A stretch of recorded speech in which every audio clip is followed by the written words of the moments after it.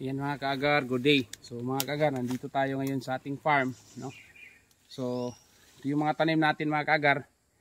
Nagkuha tayo ng mga sanga dahil yung ano natin, pinanggalan natin ng mga ibang sanga para pinofroning, no? Para mas matuwid yung tubo. So ito mga kaagar is Aquilaria sinensis, no? So itong farm natin, makikita nyo mga kaagar, hindi natin nilinisan dahil yung nakaraang buwan ay sobrang init. So ngayon dito tayo, ito ay nasa 2.5 hectare. Dito banda yung isang linya is puro to Aquilaria sinensis mga kaagar. So napansin ko dito mga kaagar na mas maganda yung tubo ng Aquilaria sinensis kaysa Aquilaria malasinsis, no? Ito yung Aquilaria malasinsis natin mga kaagar.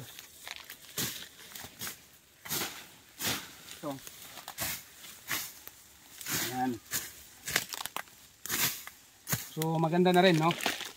So sumasabay din yung Aquilaria malasinsis na tumubo. Pero kung makikita mo, kaya ganito yung ano niya, kasi medyo maliit yung dahon ng ating Aquilaria malasinsis, pero sumabay siya sa tubo, no mga kaagar. So nasa pagitan tayo ng meron tayong mga kapi. Intercrop natin yung mga kapi mga kaagar. So tinamnan ng ano natin tao. Ano nangyari dito?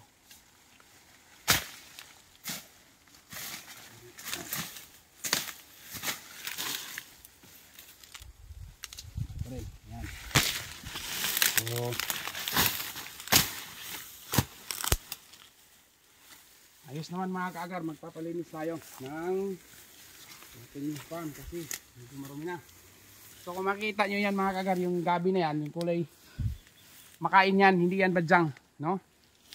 So masarap po yung kainin. So pagbalik natin kukuha tayo dyan. Yan po yung isa sa mga ano natin, mga pagkain dito sa bukid, no? Marami tayong mga marang. Yan makikita nyo dyan mga kaagar, mga marang dyan. Meron tayong kapi. Ayan, oh, yan po yung kapi na robusta, no? So marami tayong tanim dito sa ating farm, hindi lang po nag-iisa yung tanim natin na agarwood. So ayan, oh. Gagawin natin tong tea. So ito na yung mga tanim natin.